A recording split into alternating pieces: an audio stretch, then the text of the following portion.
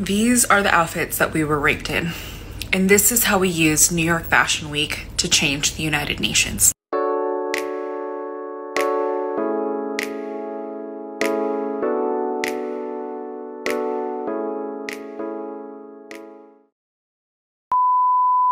Hey y'all, welcome back to my channel. If you're new here, welcome, and if you've been a long time subscriber, thank you very much for your support.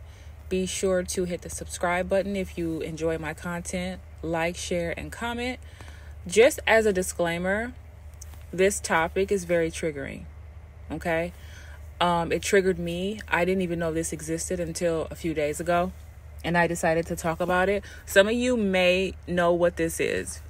But for those of you who don't, it's new to me, so it may be new to some of you, and I wanted to share with you what I found.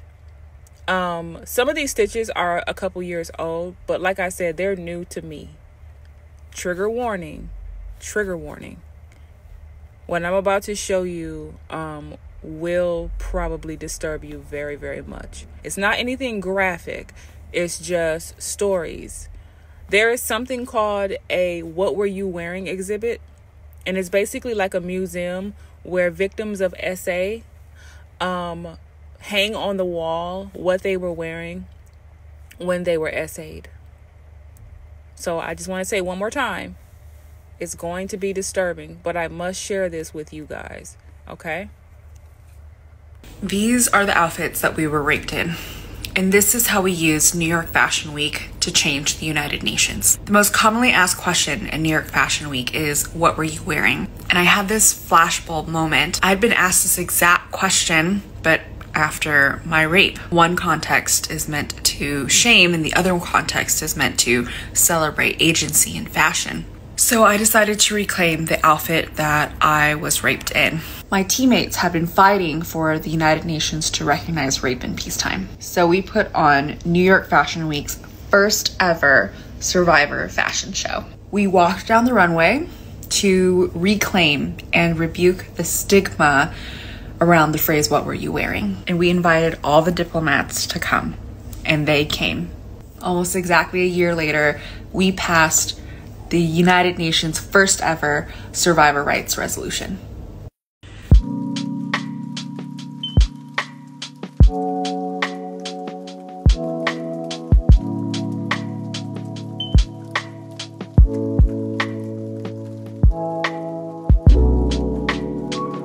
Now, in case you couldn't read that fast enough, she was wearing her wedding dress on her wedding day by her husband and his friends. That blew my mind. Not because I'm surprised at the depravity that a lot of men have in them, but that one was like, wait, huh? I definitely wish I had more details about this, but I don't. But that was very triggering for me.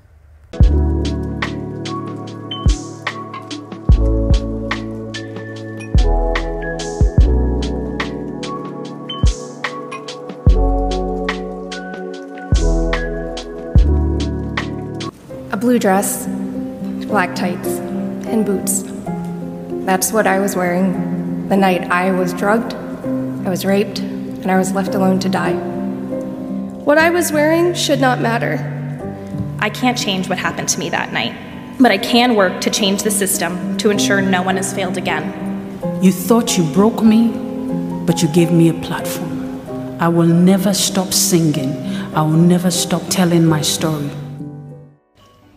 There are 1.3 billion survivors of sexual assault across the globe. What they were wearing is irrelevant. What they were wearing did not cause the attack. The perpetrators caused the attack.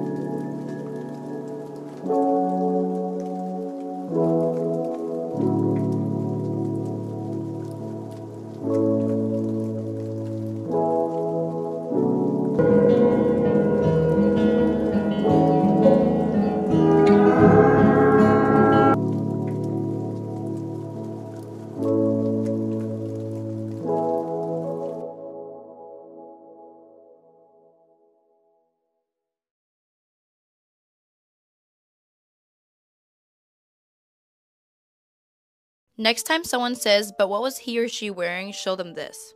This is an exhibit that shows the clothes that survivors were wearing when the crime was committed against them. As you can see, there's various types of clothes here, and none of them are deemed to be as society's perception of inviting. Sexual assault can happen to anyone regardless of age, gender, race, or what they were wearing. We're Invisaware, and we're on a mission to put an end to this.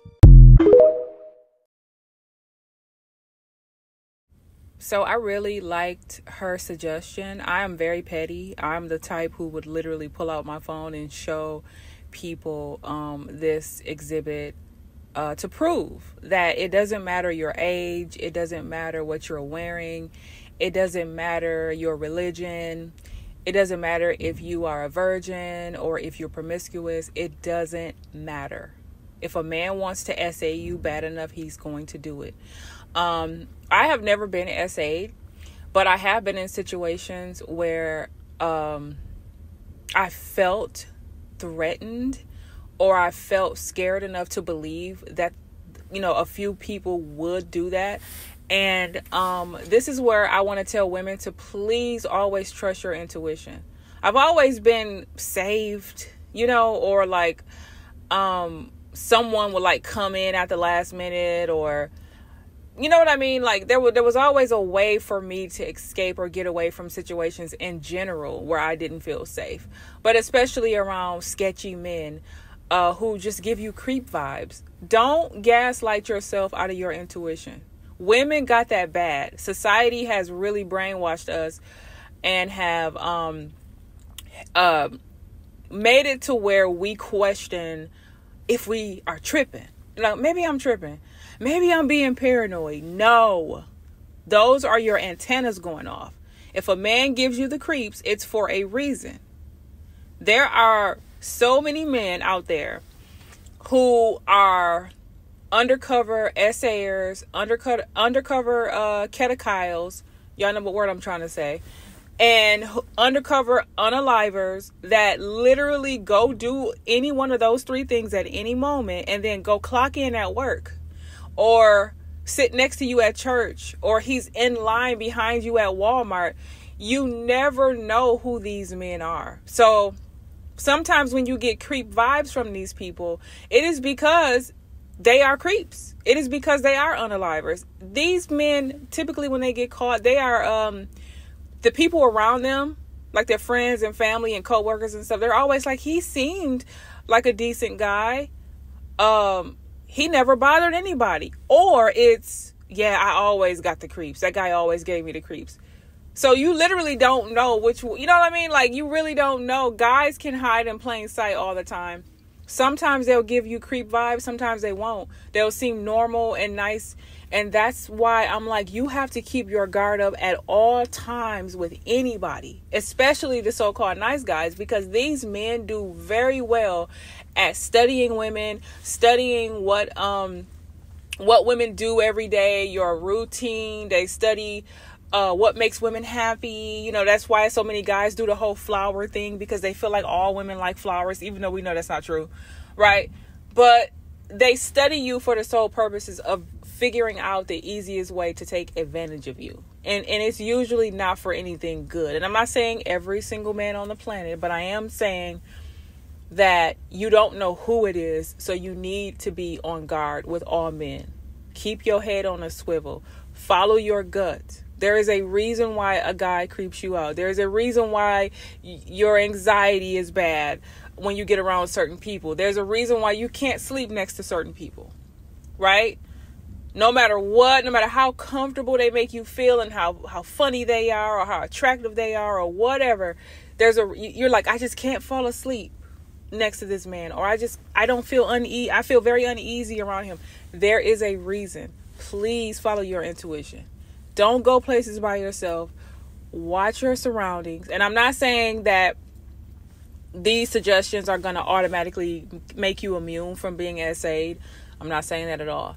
I'm saying all of that to say, try your best to decrease your chances. And always remember that in many cases, the essayers turn out to be people you trust, people you know, family members, family friends, right? Or the friends of the family, should I say, right? People from work. It's always people you think are cool. If you do some deep dives on these TikToks yourself and go, because there's so many of these videos, by the way, you will see all the messages. Where it was like, oh, it was my husband, or it was my brother, or it was my best friend since elementary, or it was my high school sweetheart and we were together for 30 years. Like, it's always, in most cases, is going to be people you trust. That's the crazy part. That's the disheartening part. And that's what you need to be the most aware of. A lot of men have this nature, right? And most of them, in my opinion, have not mastered themselves. They don't have any self-control. They don't have any desire to even have any self-control. Do everything you can to protect yourself and your kids. Please stop trusting everybody with y'all's kids if you have them and they're not old enough to speak up for themselves. Please. It usually always end up being people that you know or trust. So that's the end of this video. If you made it to the end, thank you. Thanks for watching. Leave your comments below and I'll catch you guys in the next video.